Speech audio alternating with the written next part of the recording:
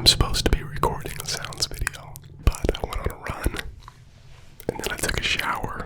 And sometimes when you take a shower, you change your mind about some things. And today I decided there's too much to talk about, so we gon' ramble. But before we get too deep into the ramble, there is something that you guys need to know about me. I love receiving gifts. Out of all the love languages, a lot of people aren't going to put that near the top. But listen, I do. I love receiving gifts. It might make me look materialistic, maybe a little self-centered. But hey, I know that I'm not alone in enjoying and receiving a unique, thoughtful gift. If only there was a place where I could find niche, high quality, fun gifts all in one place. This is where Bespoke Post comes into play. Bespoke Post is a monthly membership club that delivers you a box of awesome, top shelf goods from under the radar brands. The artist in F has a line that I think about all the time. He said, everybody's out here shopping, trying to find a different product in the same stores. With Bespoke Post, you'll actually be able to find a different product in a different store. Every month, members are introduced to new, interesting, unique products based on a preference quiz. They could be clothes, need gadgets for your house. I actually have a couple of them in my studio that I use every single day. High quality cooking gear, knives, aesthetics, beer kits. The list goes on and on and on. And you also have plenty of flexibility with your subscription. It's free to join. You can skip months and you can cancel at any time. 90% of the products come from small brands, many of which come from right here in the United States of America. They now actually offer a new membership program where you can get really great deals for up to like 30% off. Like this banner. It was made right here in Buffalo, New York. And if you're worried you aren't going to like what's in the box, members can preview them before the box actually is sent. You can even swap it for something that you like a little bit more, or just skip the month. Here are the two products that came in my press box. Here's my Porter coffee mug. This is my Palm Press coffee maker. Let me show you how it works. First, you just unscrew the top off. Then you pour in the coffee grounds. Next, pour in hot water. There's lines to tell you where to fill with both the coffee and water. Screw the top back on and let it brew for 3 minutes. Press the coffee into your Porter mug and enjoy. Here are the contents to my banner box. It includes a really cool Explorer banner, which I'm actually considering putting right there. And I'll probably talk a little bit about that in this video. It also comes with a scratch off top shelf whiskey poster, which I'm not actually going to show you me scratching it off because I haven't had any and I actually want to take it seriously. I would like to try them all. And it also comes with ceramic scent beads, which I have learned are not edible. If you do like to support small brands and you like owning sick things, check out Bespoke Post. When you click my link in the description and use my code SWGIFT, get a free mystery gift with your first box. Again, click that link or go to bespokepost.com/SWGIFT and you can get a free mystery gift with your first box. Thank you so much, Bespoke Post, for sponsoring. Now let's get into this ramble. Shoo, shoo.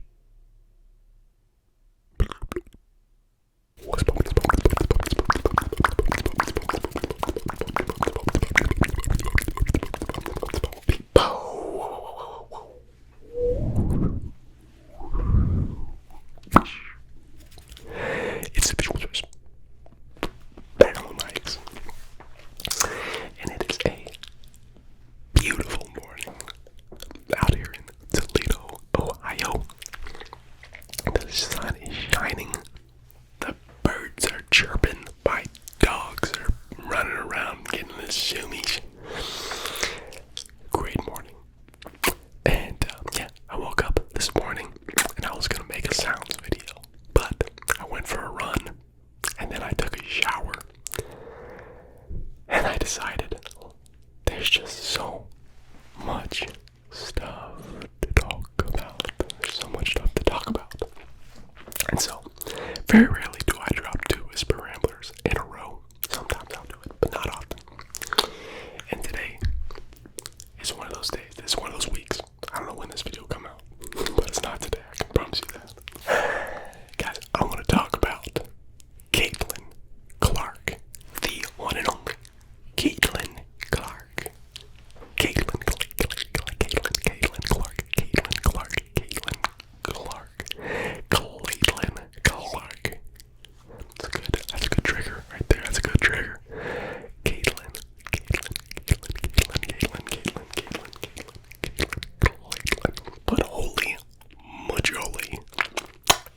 last night was the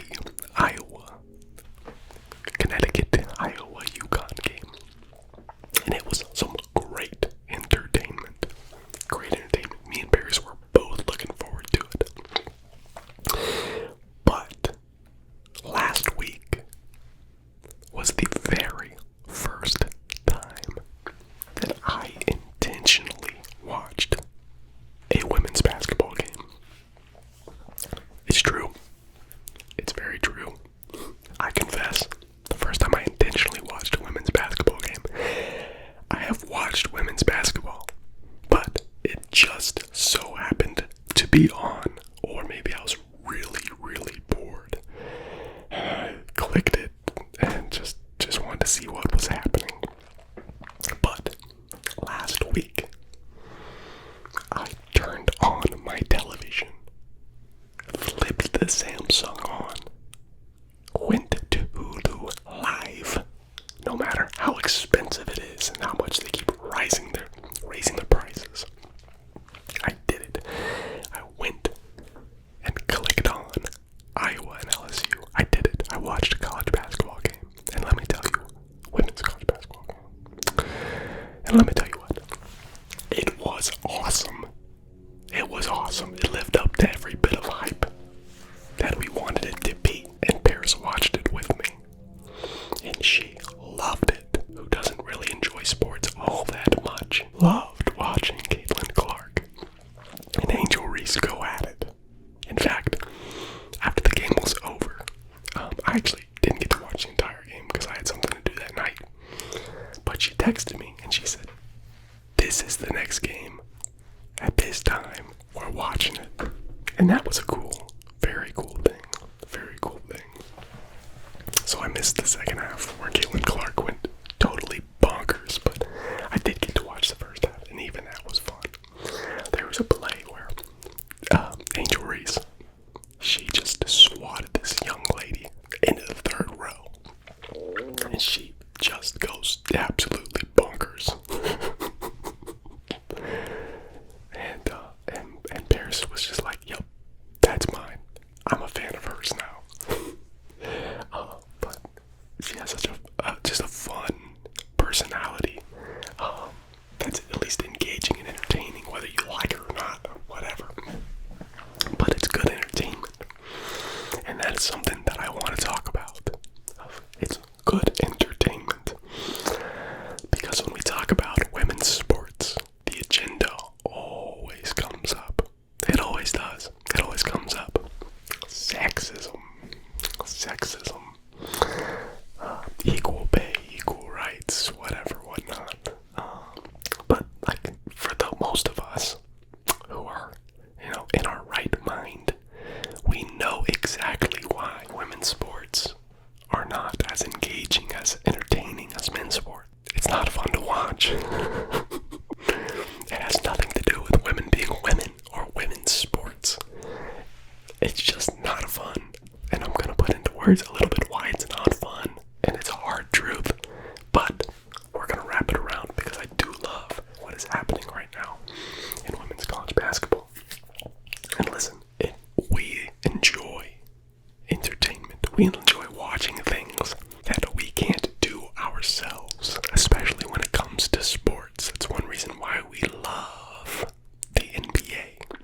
Because there's 7-foot dudes out there just slam-a-jamming all over other dudes. And look, I can dunk, barely, but I'm one of you. I need y'all to know that. I'm very proud of that. But barely. But I know that if I played in an NBA game, I would get absolutely demolished. I would get shazzed on, right? And I like watching the best of the best. And that brings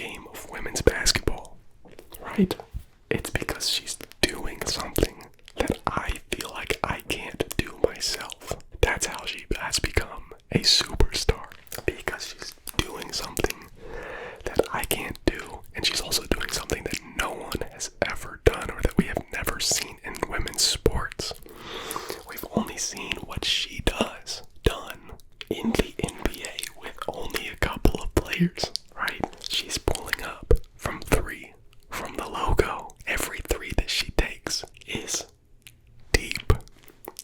I know not only that I'm not going to make that shot from the logo, I don't have the balls to pull up from the logo. I never did, and I never will. I was scared to death to take a bad shot, to make a bad dribble, to turn the ball over, because I knew that I was on. I was a bench player my whole life, and if I did something wrong, I'm getting yanked out of the game. Like, she's got more balls than I do. And she drains it. She makes it. She's averaging 30 points, and she's getting like 8 to 10 assists. I don't know what their exact stat line is, but that's incredible. That's entertainment. It's groundbreaking, and that is what has made her a superstar. And women's basketball has never had a superstar. Now, I think that we throw around this word superstar too often. But listen, a true superstar is somebody everybody knows of. That is a household name. LeBron James is a household name. Whether or not you have ever watched a basketball game or seen him play, you know who LeBron James is. You know who Kobe Bryant is. You know who Michael Jordan is. Even Kevin Durant. You probably know who Kevin Durant is. And I think we throw that word superstar around way too often, because we call Devin Booker a superstar. But like, let's be honest, if you're not an NBA fan, you probably don't know who Devin Booker is. There's a lot of these guys who are considered superstars. Come on, Belly. So many of these people. Like, and let's be honest, is Giannis Antetokounmpo an avid household name? I don't know. He's like right there on the edge. Right there on the edge. Nikola Jokic, not an average household name, but is he the best? Has he been the best in the league for the last couple of years? So, though, we throw around this word superstar often, but I'm gonna name what I'm calling superstar. I'm gonna actually call it a different name. We're gonna call these people legends. Okay, so sure, Giannis is a superstar. You can call Devin Booker a superstar. You can call Giannis a superstar. Nikola Jokic, whatever. Call them all superstars. But what has drawn people and what has changed the game and has made the NBA interesting, right? Our legends, Larry Bird, Magic Johnson, changed the NBA. They are legends. They brought people into the game. Michael Jordan, legend, brought people into the game, made people fans. LeBron James, Steph Curry, legend, changed the game. Everybody knows who Steph Curry is. And what's going to happen? The WNBA finds its first legend. My stomach is so loud right now, but let's just ignore it. I don't know if you guys can actually hear that. Caitlin Clark has the potential to be a legend, and that is exciting. That is exciting for me. Oh my God. Because it has the potential to change women's basketball. It has the potential to make the WNBA more interesting. And once you finally get that legend, many people are inspired to be like that legend. And then we can get people like Paige Buckets. We can get people like that Juju girl who plays for USC. We can get people like this USC, the South Carolina chick. Camilla Cardozo, I think her name is. Like, then these people are going to start getting attention, and they have more potential to have additional legends or superstars, maybe minor superstars that the NBA has. And I think that's very exciting for the game of basketball and women's sports. There's finally somebody who is out there in women's sports doing something entertaining. Not that women's sports have never been entertaining. I've watched women's sports before. I actually quite enjoy women's soccer, especially when the World Cup comes around.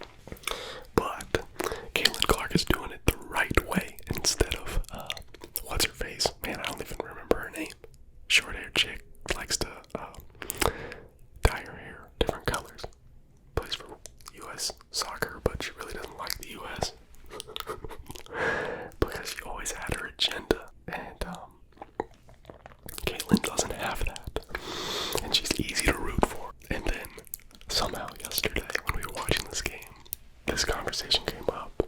It was like, I don't know if Paris asked, or maybe I just said something. I don't know. It was whether or not I would be able to beat Caitlin Clark in a one-on-one game. And my answer was, absolutely, I would be able to beat Caitlin Clark in a one-on-one game. Because we're both about the same height. I might be a little taller. I'm 6'1". I think she's 6 foot. But I'm more explosive than her. I'm more athletic. And I think she would have trouble getting a shot off on me. And I don't think she'd be able to guard me. And that's fine. That is okay. And I also mentioned, in a 5-on-5 game, she very well might be better than me. Because she's a better shooter than me. Because if we took away the defense and we had just a straight up shooting competition, I think Caitlin Clark would beat me. It don't matter what ball we use in women's ball, we use in a man's ball. It don't matter. She's still beating me. So she really might be better than me in a 5-on-5 game.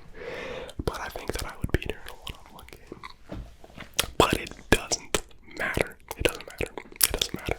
Because it's still women's sports and she's doing something that somebody has never done before. I had this thought earlier. It's kind of like, if I played a 12-year-old, he could be the best 12-year-old in the world. I'd smoke him. But nobody would want to watch that. Nobody wants to watch me beat a 12-year-old. But if you place that 12-year-old up against all the other best 12-year-olds in the world, more people will watch. And it's more interesting. And that's kind of how I kind of see women's basketball. It's like, yeah, I might be able to beat Caitlin Clark, even though she's the best in the world with the women. But it doesn't really matter all that much. Because she's so much better than everybody else that she's compared against. And we all want to see her go to the WNBA and see what she does against those women, right? So, I don't know.